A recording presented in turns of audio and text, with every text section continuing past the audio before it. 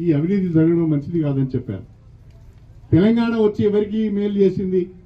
తెలంగాణ వచ్చి కల్వకుంట్ల కుటుంబానికి మేలు చేసింది. తెలంగాణ వచ్చి కల్వకుంట్ల కుటుంబానికి అధికారం వచ్చింది. తెలంగాణ వచ్చి కల్వకుంట్ల కుటుంబం దోచుకోవడానికి అవకాశం ఇచ్చింది. ఇవాళ పెద్ద ఎత్తున ఆ కుటుంబం ఉన్న వాళ్ళందరూ 100 ఎకరాల భూములు, వందల కోట్ల రూపాయల నిధులు, బ్రహ్మాండమైన ఫామ్ హౌస్లు, ప్యాలెస్లు కట్టుకున్నారు. ఒక మాట ఆలోచించండి. ఇంతమంది నన్ను మాట్లాడుతున్నారు కేసీఆర్ను కాదని కడియం సీఆర్ పోయింది అని.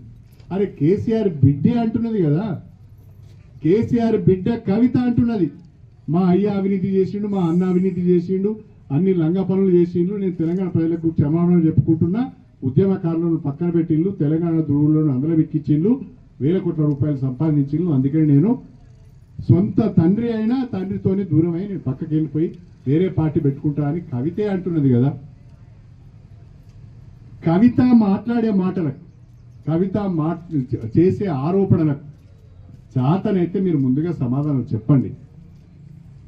నా మీద మాట్లాడడం కాదు, నా మీద ఆరోపణలు చేయడం కాదు. మీకు కాస్తంతైనా సిగ్గు శరం ఉంటే, నిజంగా మీరు నిజాయితీ పరులు అయితే, మీరు అవినీతికి పాల్పడని వాళ్ళైతే, తప్పు చేయని వాళ్ళైతే, మీ బిడ్డ కేసీఆర్ బిడ్డ కవిత మాట్లాడే మాటలకు ముందుగా సమాధానం చెప్పండి అని చెప్పి నేను ఈ సందర్భంగా తెలియజేసుకుంటాను.